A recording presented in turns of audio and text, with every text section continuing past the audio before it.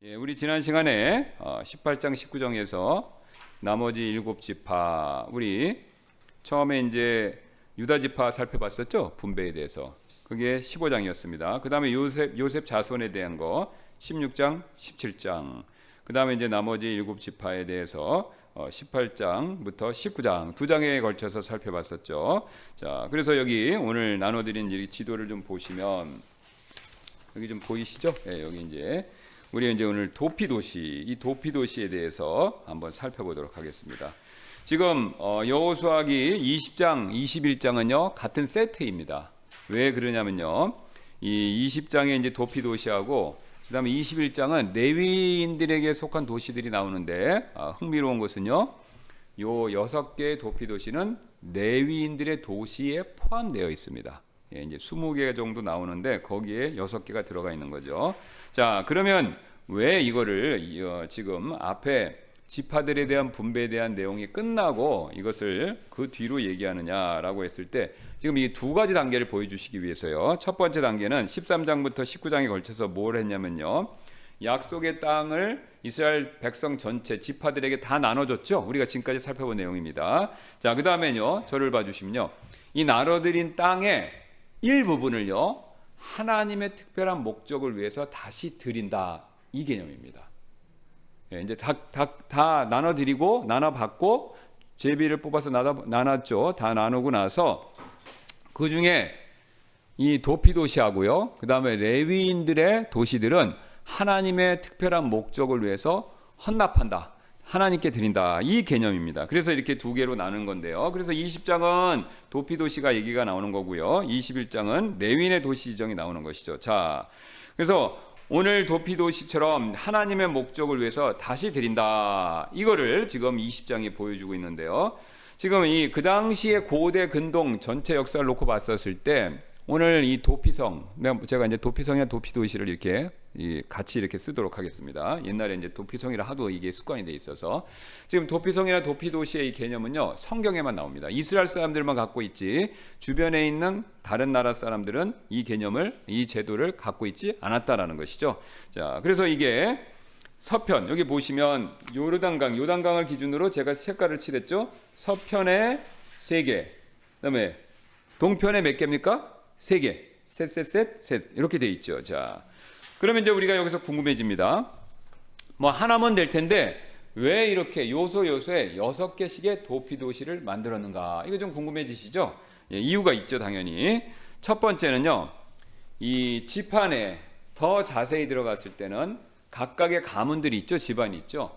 각각의 집안 내에 이런 부지불식 간에, 그러니까 과실치사입니다. 현행법으로 하면 과실치사로 인한 살인, 그죠? 과실치사로 인한 살해, 이거에 대한 복수. 그러니까 각각의 집안이 과실치사로 인해서 살해를 당했을 때, 살인을 했었을 때 이거에 대한 복수. 그러니까 이게 복수 혈전이 되는 거죠. 영화 제목처럼 복수 혈전이 되는 것을 막기 위해서입니다. 그게 첫 번째 가장 큰 목적이죠. 실제로 제가 여기 넣어놓은 여기 표를 보시면 이스라엘 백성은 최소한 크게 5번 지파 내지는 또 가족 간에 굉장한 내전이 있었습니다. 굉장한 내전이. 그래서 잘 아시는 것처럼 거기 기브아 사건 아시죠? 베냐민 지파하고 4번. 기브아에서 레위 지파의 그 한 레위인의 첩이 그 성폭행 당해갖고, 그렇죠? 그래서 그거에 대한 복수로 그 베냐민 지파하고 나머지 11지파가 싸워서 베냐민 지파가 거의 전멸을 했습니다. 600명만 남았다고 할 정도죠. 그 다음에 두 번째는 에브라임하고 길르앗이 싸운 사건이 나오고, 그 다음에 사울 가문과 다윗이 또 다윗 가문이 싸운 게 나오고, 세바의 반란에서도 또 북부 지파 베냐민 지파하고 일부 유다 지파가 싸운 얘기가 나오고, 그 다음에 분열 왕국, 남왕국, 북왕국, 남왕국과 북왕국 이렇게 나누어졌었을 때 유다 지파하고 그 다음에 남왕국 유다하고 북 이스라엘 지파 간에 또 싸움이 계속 일어납니다. 이렇게 지파 간에 또 작게는 지방 간에 이렇게 싸움이 나면요 큰 문제가 있어요. 무슨 문제가 있냐면 하나님께서 이스라엘 백성은 크게 해주셔야 되잖아요. 복 주셔야 되죠. 그런데 자기들끼리 싸우면 어떻게 됩니까? 멸절하죠. 지금 우리 한국은 인구가 애를 안 낳아서 인구가 줄어들어서 나라가 없어진다 그러는 그 경고가 지금 벌써 켜졌는데, 뭐 이스라엘 백성들은 이렇게 자기들끼리 치고받고 싸우면요 서로 죽이니까 어떻게 됩니까? 수가 줄죠. 수가 줄면요 땅을 경작할 사람이 없어요. 그 땅이 또 빕니다. 그러면 하나님의 약속이 뭡니까? 땅하고 자손인데 이 하나님의 땅과 자손에 대한 약속이 그게 성취가 안 되는 겁니다. 이스라엘 백성들은 언제까지요? 메시아가 올 때까지 그 민족의 수도, 민족도 보존돼야 되고요. 그 다음에 민족이 차지하는 그 가나안 약속의 땅도 보존이 돼야 됩니다. 그러니까 하나님께서 이 자기들끼리 싸우는 것, 내정과 내란에 의한 소멸을 막기 위해서 이 도피도시, 여러분 도피도시 목적이 뭔지 아시죠? 예. 그러니까 그 과실치사로 죽인 사람이 죽지 않도록, 그 사람이 죽음을 당하지 않도록 도망치라는 것이죠. 피해갈 수 있는 것이죠.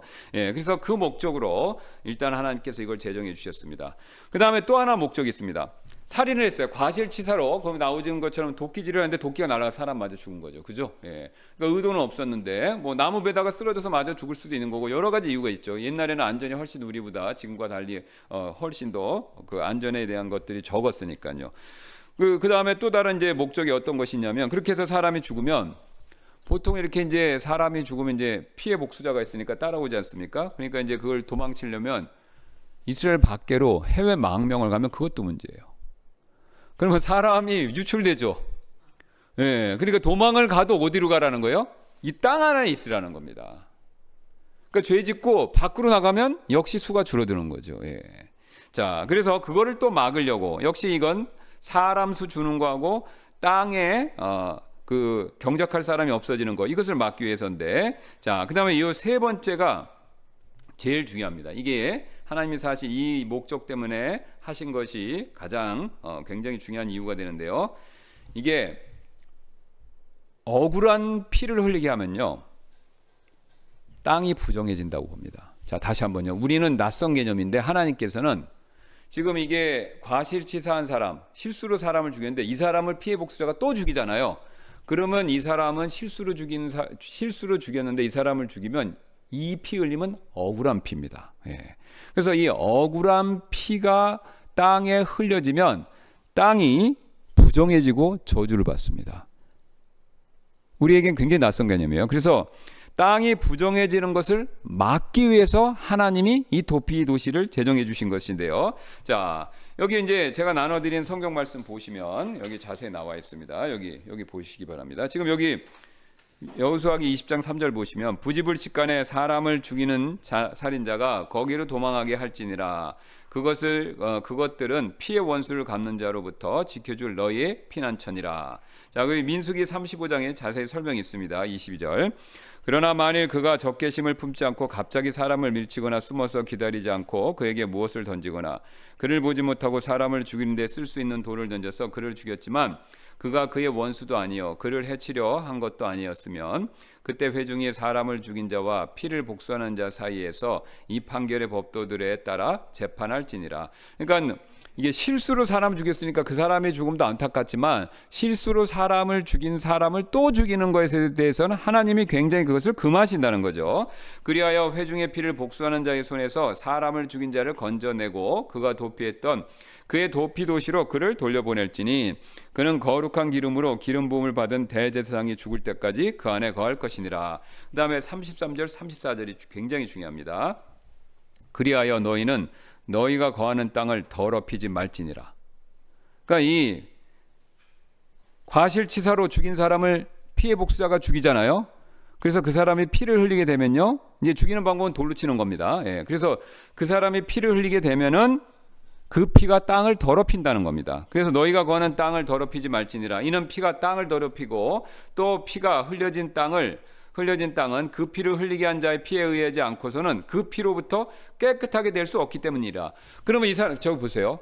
자, 제가 실수로 죽였습니다. 그런데 제가 죽인 가족이 또 실수로 죽인 사람을 저를 또 죽여요. 그럼 이 사람도 살인자 되죠? 그럼 이 사람도 또 죽어야 되는 거예요.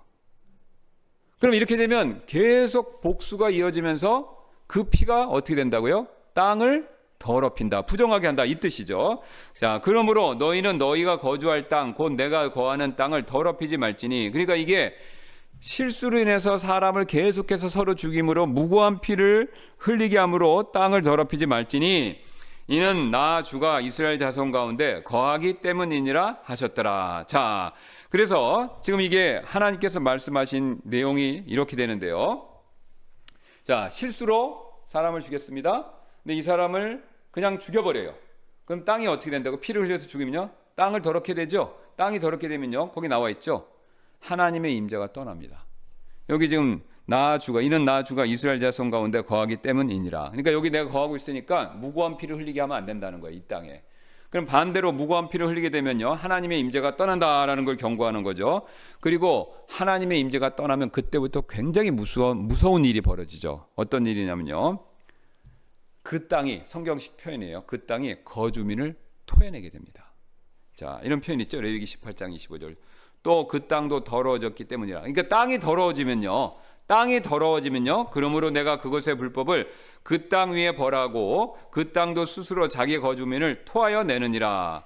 그 다음에 하나님이 이 땅에서 토하게 내는 것을 허락하시고 또 하나 뭐냐면요, 나라 전체가 심판을 받습니다. 그러니까 땅을 더럽히는 건 여러 가지 죄가 있는데 오늘 그 중에 하나가 뭐냐면요, 무고한 피를 흘리게 하는 거예요. 그럼 무고한 피를 흘리게 하면은요, 땅이 더럽히고 그걸로 인해서 하나님의 임재가 떠나고 그 다음에 땅에서 이스라엘 백성이 토해지고 그 다음에 나라 전체에 재앙이 있습니다. 사울이 기브온 사람들을, 무고한 기브온 사람들을 죽인 사건 있죠. 사무엘기하 21장 1절. 그랬더니 나라 전체에 3년 기근이 내린 적이 있습니다. 그때 다윗의 시대에 연달아 3년 동안 기근이 있었더니 이에 다윗이 주께 여쭈었더라. 주께서 대답하시되 이는 사울과 피를 흘리게 한 그의 집안으로 인함이니 그가 기브온 사람들을 죽였기 때문이니라 하시더라. 무고한 사람들의 피를 흘리게 하면요, 하나님의 재앙이 있다. 이거를 지금 말씀하시는 거죠. 자, 그래서 이런 무고한 피를 계속해서 흘려서 땅이 더럽혀지는 것을 막기 위해서, 그래서 이스라엘 백성들이, 그 땅에 거하는 이스라엘 백성들이 불필요한 재앙을 막게 하기 위해서 오늘 하나님께서 도시 제도를 마련해 주신 것이죠. 자, 여기서 굉장히 중요한 한 가지 원칙을 우리가 배우게 되는데요. 하나님께서는요, 무고한 피를 흘리게 하는 일에 대해서 반드시 심판하신다 이거죠. 이거 굉장히 무서운 내용입니다. 자, 오늘 이 원칙, 무고한 피를 흘리게 하는 일에 대해서 심판하신다라는 원칙을요, 이 원칙은요, 우리 교회에서 서로에게 죄나 잘못을 저지를 수 있으시죠? 저도 성도분들한테 실수나 잘못이 있을 수 있고 성도분들도 저한테 실수할 수 있고 성도분들끼리도 실수나 잘못이 있을 수 있어요. 그런데 우리가 그 실수에 대해서 어떻게 그 문제를 바라보아야 되는가라는 것에 있어서 오늘 굉장히 중요한 원칙을 가르쳐 주는데요. 자, 우리가 교회 내에서 실수나, 일부러 말고요, 실수나 부지불식 간에 어떤 죄나 잘못이 있습니다. 그런데 그것을요, 너무 쉽게 잘 따져보지 않고 쉽게 정죄하고 판단하면요, 하나님이 기쁘게 여기시지 않습니다. 물론 우리는요, 실수든 고의든 간에 죄에 대해서 관대해서는 안 됩니다. 성경은 죄에 대해서는 항상 책망하죠. 이사야 58장 1절에 이런 말씀이 있습니다. 크게 외치라. 내 목소리를 아끼지 말고 나팔처럼 높여서 내 백성에게 그들의 범법을 보여주고 또 야곱의 집에 그들의 죄들을 보여주라. 에베소서 5장 11절도 또 열매 없는 어둠의 일들에 참여하지 말고 오히려 그것들을 책망하라. 모든 죄는 분명히 책망해야 되죠. 모든 죄들에 대해서는요, 경고해야 됩니다. 그러나 우리가요, 누가 고의가 아니라 실수로 다른 사람들이 저지른 잘못, 이 죄에 대해서 너무 쉽게 함부로 판단하고 정죄하면요, 다시 한번 말씀드리지만 하나님이 절대로 기쁘게 여기시지 않는다는 겁니다. 가장 쉬운 예를 제가 드릴게요. 인사 안 하는 실수나 죄. 그렇죠. 제가 목회 상담하면서 정말로 많이 들어보는 내용 중에 하나가 뭐냐면, 목사님, 아무개가 인사를 안 해서 기분이 나쁩니다. 이 얘기를 참 제가 많이 들어요. 많이 듣습니다. 예, 많이 들어요. 그런데 뭐 고의적으로, 저도 미국에서 그런 경험이 있어요. 제가 이제 미국 그 교회에서 인턴십을 했는데, 지금은 우리로 치면 억지로 그거를 뭐 번역한다면 전도사 비슷한 거죠. 인턴이니까. 거기 이제 대부분 친절하셨어요. 그런데 한 백인분이 있는데 인사를 안 해요. 해도 안 받아요. 인사를 안 해요. 이렇게 봐도 제가 이제 인사를 하려고 헬로 그러고 이렇게 딱 하려고 그러면 그냥 못 본 척 가는 거예요. 그래서 처음에 굉장히 실족할 뻔했죠. 예. 근데 나중에 알게 됐어요. 성격이 원래 그런 거예요. 좀 이게 성격이 영어로 샤이, 부끄러움 많이 타는 분이 있죠. 예. 그런 분이 있을 수 있잖아요. 그죠? 근데 저는 그걸 모르고 저분이 나를 무시하는구나. 물론 무시해서 대부분의 경우는 무시해요. 이 인종차별이 있어서 미국은 안 보이게. 그랬는데 그분의 같은 경우는 나중에 보니까 성격이 좀 그래서 그랬다라는 것을 어떻게 알게 됐는데 여러분 그렇습니다. 교회 안에서 인사 안 하면요. 무시해서 안 하는 경우도 있지만 제가 지금까지 목회자로서 쭉 지켜봤었을 때 딱 몇 퍼센트라고까지 장담할 수는 없지만 상당 부분은요. 그분이 일부러 인사를 안 한 게 아니라 무슨 인사를 못할 상황이나 필연적인 이유가 있어서 못하는 경우도 굉장히 많습니다. 굉장히 많아요. 나중에 들어보면 정신이 없어서 그랬다든가 아니면 딴 생각을 한다든가 수줍어서 그랬다든가 그럴 수 있어요. 그래서 우리는요. 여지를 항상 두셔야 돼요. 인사를 안 했으니까 내가 굉장히 기분 나쁘다. 그래서 저 사람이 나를 무시한다. 그럴 수 있어요. 사실이죠. 상당 부분 그래요. 그러나 100% 그렇게 단정 지으면 안 된다라는 겁니다. 그렇게 내가 100% 단정 짓고 그 사람에 대해서 판단하고 정죄하고 속으로 미운 마음을 품으면요. 하나님이 기쁘게 여기시지 않습니다. 왜냐하면 그게 바로 뭐냐면요. 오늘 무고한 피에 해당될 수 있기 때문에 그렇습니다. 그 외에 기타 등등 많죠. 예. 우리 교회는 파틀락 하는데 음식을 안 갖고 오는 분들도 있어요. 그렇죠? 그렇죠? 예. 그러면 안 갖고 오는 게 일부러 안 갖고 오는 경우도 있겠지만 어떤 사정이 있어서 못 갖고 오는 경우도 있을 수 있어요. 예. 그러니까 우리가 어떤 게 맞는지 모르니까 쉽게 판단을 하면 안 된다라는 겁니다. 그래서 쉽게 판단하고 막 미운 마음을 가지면 그거 안 돼요. 하나님이 기쁘게 여기시지 않습니다. 또 특정 봉사 안 하실 수 있어요. 그죠? 그럼 우리가 왜 안 하지? 그래갖고 우리가 쉽게 판단하고 정죄할 수 있는데 역시 조심하셔야 돼요. 예. 역시 조심하셔야 돼요. 그러니까 우리는 함부로 판단하고 함부로 정죄해서는 안 된다라는 것이죠. 예. 왜냐하면 성경은 섣부른 판단을 조심하라고 여러 곳에서 이렇게 경고하기 때문인데요. 자, 이거 제 얘기가 아닙니다. 잠언 18장 13절. 사연을 듣기도 전에 대답하는 자, 그에게는 그것이 어리석음이요 수치니라. 충분히 들어보고 판단하라 이거죠. 예. 오늘 내용이 피 흘린 자 그거였습니까? 피 흘린 자가 우리 형 죽였어? 칼 들고 막 쫓아가는데 그래서 만나자마자 잔인한데 이렇게 해서 죽였어요.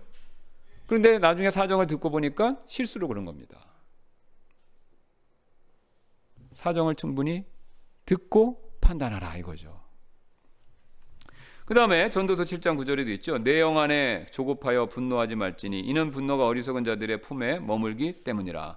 그렇죠. 그런 일 있으면 화 엄청나지 않습니까? 그러면 지난번에 말씀드렸던 것처럼 주일에 요나 얘기를 통해서 화가 용서하지 못해서 화가 들끓으면요 어떻게 된다고 그랬죠? 판단력이 흐려진다. 마음에 미움이 있으면 판단력이 흐려집니다. 분노와 미움이 쌓였으면요 그만큼 판단력이 점점 흐려져요. 그래서 무고한 피를 흘리게 할 수도 있습니다. 제가 몇 해 전에 신문 기사를 봤는데 어떤 남편하고 아내하고 싸워서 미국 사람인데 남편이 화가 머리끝까지 난 거예요. 그랬더니 좀 사는 사람인가 봐요. 경비행기를 몰고 자기 집으로 충돌해서 이 사람 죽었어요. 실제 있었던 일입니다. 제가 예화로도 가끔 썼던 사건인데 그래서 너 죽고 나 죽자 있죠. 그거였어요. 근데 아내는 피해 살았는데 남편만 죽은 거예요. 집만 가지고 비행기 날아가고. 바보 같죠? 어리석죠. 예. 여기 있잖아요. 내 영 안에 조급하여 분노하지 말지니 이는 분노가 어리석은 자들의 품에 머물기 때문이라. 그다음에 누가복음에서 예수님도 이런 말씀하시지 않았습니까? 누가복음 6장 37절. 판단하지 말라. 그리하면 너희가 판단을 받지 아니하리라. 정죄하지 말라. 그리하면 너희가 정죄를 받지 아니하리라. 용서하라. 그리하면 너희가 용서를 받으리라. 또 로마서 14장 13절 이런 말씀 있죠. 그러므로 우리가 더 이상 서로를 판단하지 말고 오히려 이것 곧 아무도 자기 형제들의 길에 걸림돌이나 넘어질 기회를 두지 않는지를 판단할지니라. 자, 더 무서운 건요. 짧은 속단으로 판단해 갖고 그 형제가 실족해서 교회를 안 나오고 신앙생활을 떠났다. 여러분 이건 더 심각한 문제입니다. 그렇죠? 예. 예수님이 경고하셨잖아요. 누가복음 17장 1절 2절. 그때 그분께서 제자들에게 이르시되 실족하게 하는 것들이 일어나지 않을 수는 없으나 그것들이 일어나게 하는 자에게는 화가 있으리로다. 실족하는 일이 있지 말아야 되는데 현실적으로 일어나는데 실족해 한 사람은 화가 있다 이겁니다. 왜요? 마음에 무고한 피를 흘리게 한 거죠. 그가 이 작은 자들 중에 하나를 실족하게 하는 것보다 차라리 연자방아 맷돌을 자기 목에 매단 채 바다에 던져주는 것이 그에게 더 나으리라. 여러분 왜 예수님이 이런 무시무시한 말씀하셨습니까? 예수님은 한 소자라도 한 작은 자라도 그를 구원하기 위해서 자신의 피를 흘리셨잖아요. 그렇죠? 그래서 예수님이 어렵게 구원받게 하셔서 자신의 희생을 통해서 구원받게 하셔서 이렇게 교회에 인도해 주셨는데 우리는 판단해서 실족하게 해서 신앙생활 떠나게 하면 이게 예수님이 기뻐하실 이유가 전혀 없는 거죠. 그래서 저희는요 교회를 나오게 해야지 교회를 떠나게 해서는 안 됩니다. 그러려면요 저희가 조심하셔야 돼요.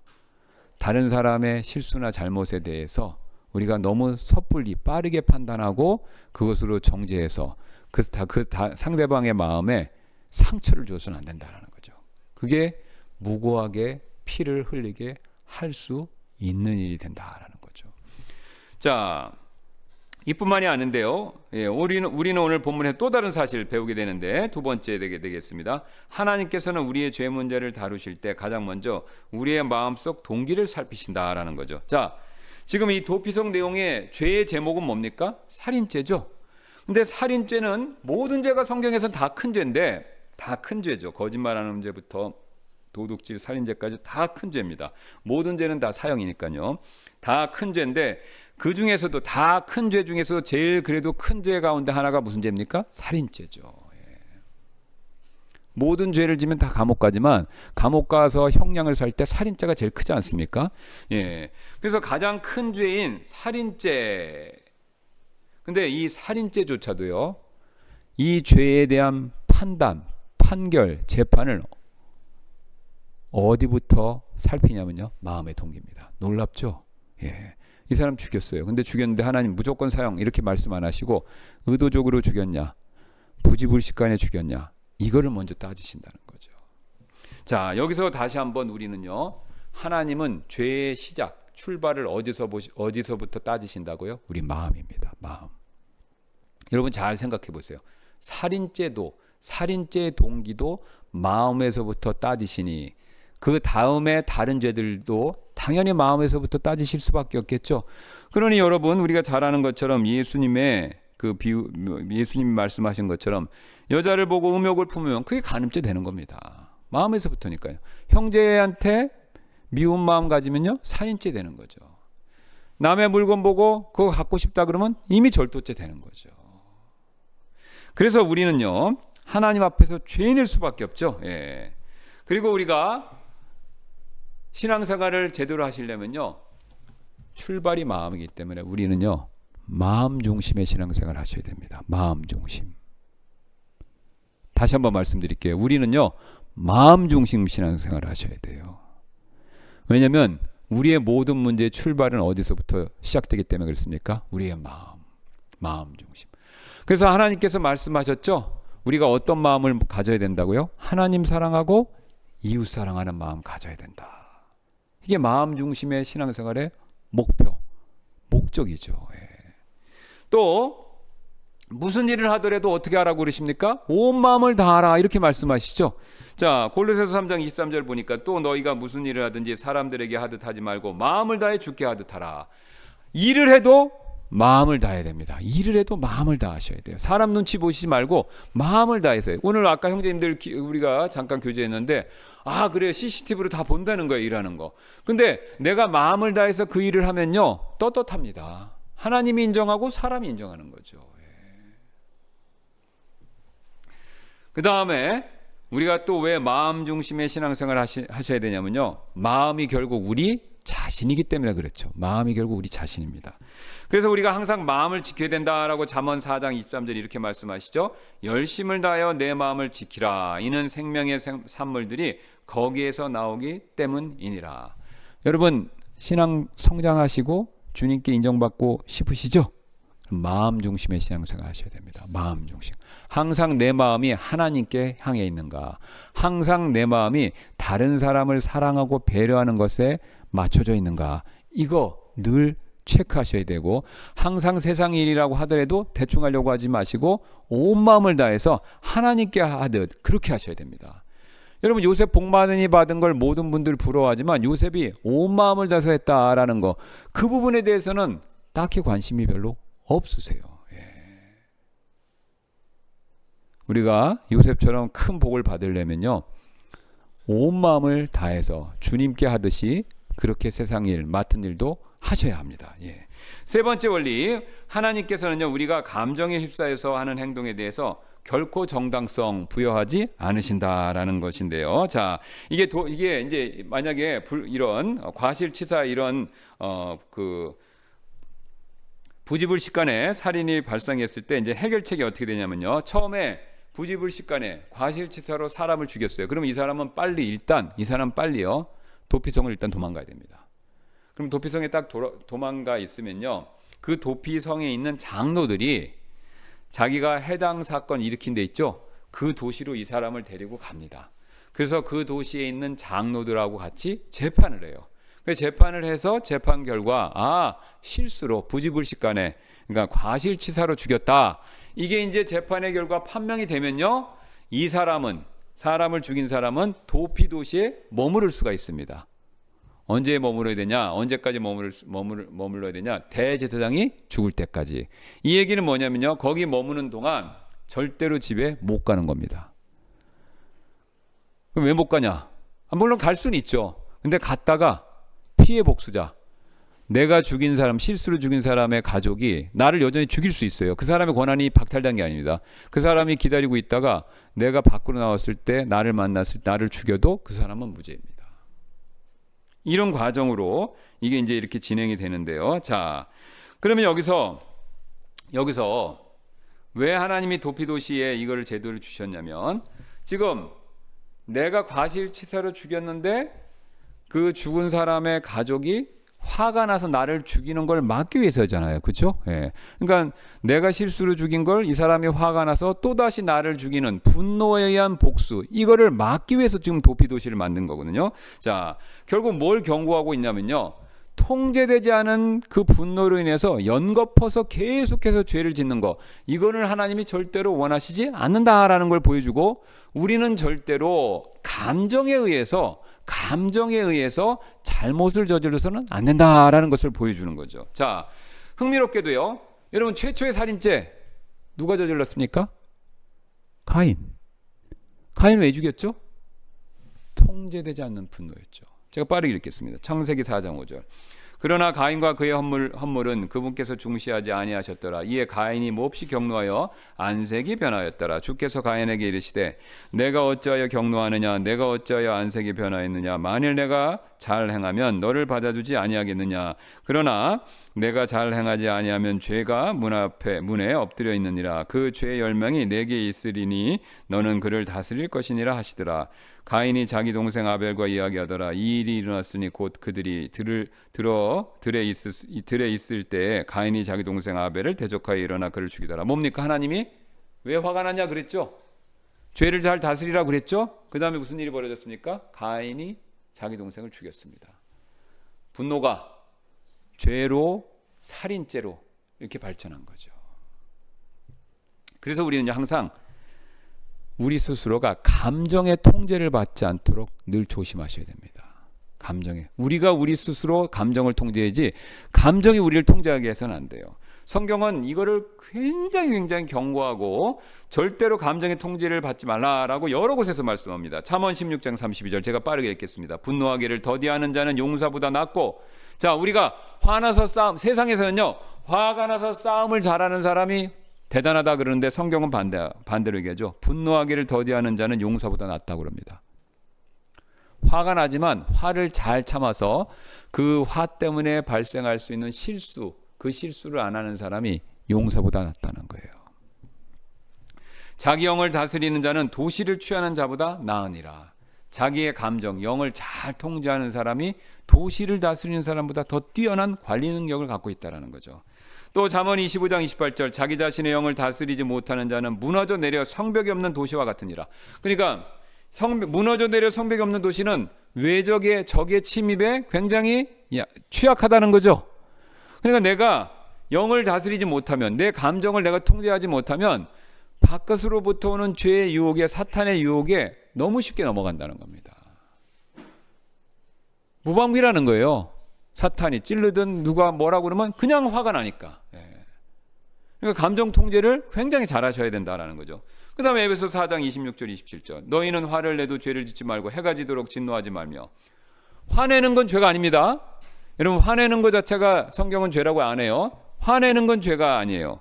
근데 화를 내도 죄로 가면은 안 되는 거죠. 가인이 화나는 건 그 자체가 문제가 아니에요. 근데 가인이 화가 났지만 그 분노가 뭘로 갔습니까? 살인죄로 갔죠. 그러니까 화가 나더라도 죄로 가면 안 돼요. 어떤 죄로? 화가 나니까 원망, 불평, 시기, 낙담, 좌절, 폭력 뭐 이런 거. 그러니까 화가 나더라도 죄가 가도록 허락하셔서는 안 됩니다. 오히려 해가 지도록 진노하지 말고, 그날 화가 나신 거 있죠? 그날 다 풀으셔야 돼요. 왜요? 화를 그날 안 풀으시면요, 화가 매일 쌓여요. 그러면 그 유명한 병, 화병이 생깁니다. 성경은 이걸 화병을 뭐라고 하냐면 쓴뿌리라고 불러요. 그 마음 안에 밑에 이게 쓴뿌리, 화병, 이게 은근한 불이 쌓이는 거예요. 숯불이 계속 있는 겁니다. 그럼 숯불이 있으니까 밖에서 누가 이렇게 조금이나마 뭐라고 하면 이게 불이 확 일어나는 거예요. 그러니까 그러면 나도 모르게 원하지 않는 불필요한 과격한 행동을 하게 됩니다. 목소리 커져, 행동으로 나가, 아까 말씀드린 것처럼 비행기로 막 갔다가 자기 집에 갔다 돌격하는 그런 어리석은 행동까지 가는 거죠. 그래서 진노하지 말며 마귀에게 틈을 주지 말라. 보세요. 마귀에게 틈을 주지 말라는 거죠. 화를 쌓고 있으면요, 마귀에게 틈을 주시는 겁니다. 자, 오히려 우리는요, 감정의 통제를 받지 말고 뭐의 통제를 받아야 됩니까? 성령의 통제를 받아야 되죠. 자, 포도음료를 과하게 마시지 말라. 에베소서 5장 18절입니다. 거기에는 과도함이 있나니 오직 성령으로 충만하라. 지금 우리 개역식으로 얘기하면 술 취함과 성령 충만을 비교하죠. 둘 다 공통점이 있습니다. 술 취한 사람들 술이 통제를 해요. 그렇죠? 술이 통제하니까 술 기움에 보호를 하는 겁니다. 성령으로 충만한 사람도 성령이 나를 통제하는 거예요. 그러니까 성령의 그 충만함으로 뭘 하는 거예요. 그러니까 성령의 충만함을 하니까 화가 날 일이 있어도 화가 안 나고, 그렇죠? 낙담할 일이 있어도 낙담이 안 되고, 그렇죠? 봉사하기 싫은 일도 봉사하게 되는 겁니다. 그런데 반대로 술 취하면요, 술 기운에 의해서 오버를 하니까 사고가 나는 거죠.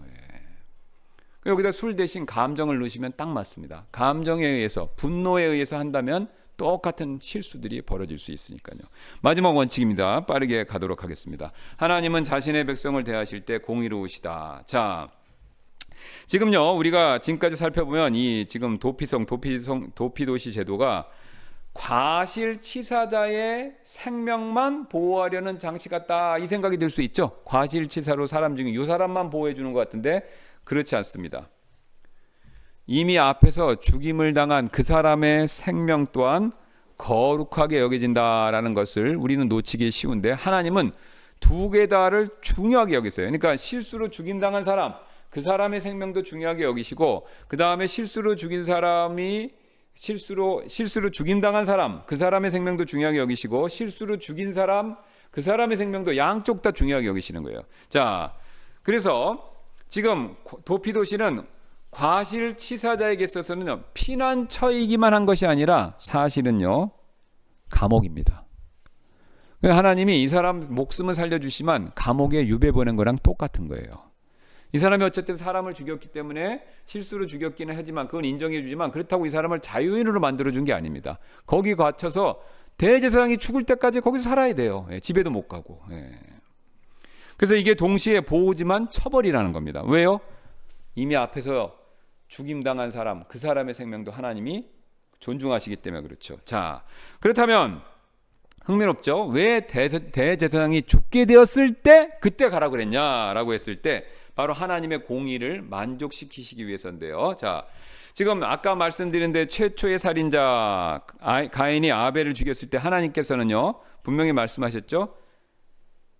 피를 흘린 자는 똑같이 피를 흘려야 된다. 그래서 출애굽기 21장 12절에 사람을 쳐서 죽게 한 자는 반드시 죽일지죠. 예. 그러니까 내가 누구를 죽였다. 그러면 것에 대한 응당한 대가는요 나의 죽음입니다. 이거는 절대 변하지 않아요. 자, 그러면요 이게 왜 중요하냐면요 고의적인 살인이든지 과실치사이든지 둘 다 죄값으로 다 죽어야 됩니다. 자, 그런데 고의적인 살인했다 그러면 내가 고의적으로 이 사람 죽였어요. 그러면 나는 그 죄값으로 내가 죽어야 되죠. 근데 실수로 죽였어요. 그러면 실수로 죽였으니까 나는 안 죽어도 되네. 그게 아니라 그 대신 상징적으로 대제사장이 죽어주는 겁니다. 자, 다시 한번요. 자, 고의로 사람을 죽였어요. 고의로. 내가 이 사람을 고의로 죽였어요. 그러면 피에는 피, 눈에는 눈, 생명엔 생명이죠. 내가 이 사람 죽였으니까 그 죄값으로 저 죽어야 되죠. 근데 제가 실수로 죽였어요. 그럼 실수로 죽였으니까 실수로 죽였기 때문에 내가 무사한 게 아니라 어쨌든 사람을 죽였으니까 누군가 그거에 대한 또 다른 죽음이 필요하죠. 그 죽음이 내가 아니라 대신 누가 죽는 거로 쳐주신다는 겁니까? 대제사장이 자연사하는 것을 죽음으로 쳐주신다는 겁니다. 여기서 뭐가 나오냐면요. 예수님의 모형이 나오는 겁니다. 예수님 누구세요? 대제사장이시죠. 그러니까 대제사장이 죽는다는 건 뭐냐면 결국 예수님께서 우리의 죄를 위해서 죽으신 것을 또 한 번 보여주는 거죠. 자, 빠르게. 그래서 제가 여기 맨 마지막에 여기 나와 있죠. 그래서 이 도피성이 어떻게 예수님의 모형으로 연결되는가 그거 빠르게 보고 우리 마무리하도록 보겠습니다. 지금 대제사장이 죽어야 풀려난다. 이거 뭡니까? 결국 예수님의 죽음으로 정죄함이 없어진다. 정죄함으로 풀려난다. 이거를 모형적으로 보여주는 거죠. 도피도시 안에 머물러야만 살죠. 이건 뭘 보여줍니까? 예수님 안에만 거해야 생명이 있다는 걸 보여주는 거죠. 그 다음에 도피도시는 일부 구역에만 제한됐어요. 6군데만 있죠. 다른 데 가서 도피도시다 그러면 안 돼요. 그 사람 죽는 겁니다. 자, 그런데 예수님은 모든 죄인을 위해서 전세적인 도피도시가 되시죠. 예수님은 이 도피도시 6개만 계신 게 아니라 전 세계 모든 곳에 계시잖아요. 부활하셨으니까. 그러니까 내가 예수님한테만 피하면 이 세상 그 어딘 곳에 있든지 다 상관없이 안전하게 된다라는 거죠. 그 다음에 지금 도피도시의 규례 중에서 우발적인 죄만 해당돼요. 그렇죠. 우발적인 죄. 그러나 고의적인 죄, 그 다음에 우발적인 죄 상관없습니다. 회개하고 예수님 믿으면 다 용서함 받는 거죠. 자, 그리고 지금 6개 도피도시들 나오는데 이것도 참 흥미롭습니다. 여기 한번 각각 보겠습니다. 게데스 뜻이 어떤 것이냐면요. 거룩, 성결, 성소입니다. 그래서 이게 핵심 상징이 뭐냐면 거룩함이 되는데 이제 이 각각의 도시들도 예수님에 대한 모형이 되죠. 예수 그리스도는 죄 많은 세상 가운데서 거룩한 피난처가 되신다. 그래서 그분 안에서 우리는 죄 씻음을 받고 새롭게 된다. 이걸 보여주는 겁니다. 게데스라는 이름이. 또 세겜이라는 이름이 어깨라는 거예요. 성경에서 어깨는 힘, 책임, 섬김을 얘기합니다. 예. 그래서 그리스도는 우리의 짐을 대신 지시는 분이시며 연약한 자를 붙드시고 능력과 섬김의 주님이시다. 이걸 또 모형적으로 보여준 거고요. 헤브론도 마찬가지입니다. 헤브론은 교제와 연합인데 이 핵심 상징은 교제. 그리스도 안에서 깨어진 관계가 회복되고 하나님 아버지와 참된 교제가 이루어진다. 이거를 결국 보여주는 거죠. 예. 그다음에 벳셀은 요새. 역시 견고한 성 이건데 보호와 안전을 얘기하는 거죠. 광야 같은 인생 가운데 주님은 흔들리지 않는 견고한 피난처이시다. 그래서 환난날에 산성이 되어신다. 이걸 보여주고요. 라못, 승리와 높임 이 뜻인데 그리스도 안에서 우리는 패배자가 아니라 승리자로 살며 세상과 죄에 의해서 높여진 삶을 살 수 있다. 마지막 곤란, 기쁨과 회복이란 뜻입니다. 그리스도는 과거의 실패와 상처를 잊게 하시고 말할 수 없는 영광스러운 기쁨을 회복시키신다. 자, 이렇게 분명히 하나님께서 지금 도피도시를 통해서 뭘 보여주고 있습니까? 예수님 안에서 우리에게 베풀어 주시는 놀라운 은혜와 축복들을 보여주시는 것이죠. 자, 그래서요, 이거 영적으로 적용하면 이렇습니다. 저와 여러분 죄짐은 죄책감 느끼시죠? 그럼 어디로 피해야 됩니까? 예수님께 또다시 가셔야 돼요. 우리 구원 받았지만 성막에서 배우셨죠? 제단은 매번 가야 됩니다. 우리가 죄를 질 때마다 우리가 죄를 진다고 하나님과 우리 사이에 아버지와 자녀 관계가 상실되는 건 절대로 아닙니다. 우리의 생명책에 여전히 기록되어 있어요. 그러나 내 마음의 죄책감은요, 우리가 다시 한번 제단, 곧 십자가의 예수님의 십자가의 보혈을 내 마음에 다시 한번 적용하지 않는 한 이 죄책감은 사라질 수가 없습니다. 지옥은 안 가지만 살아가면서 계속 죄책감 때문에 괴로움은 따라오는 겁니다. 왜요? 교제관계가 망가졌기 때문에. 그래서 우리는 또다시 어디로 가야 돼요? 예수님께로 피해야 된다라는 거죠.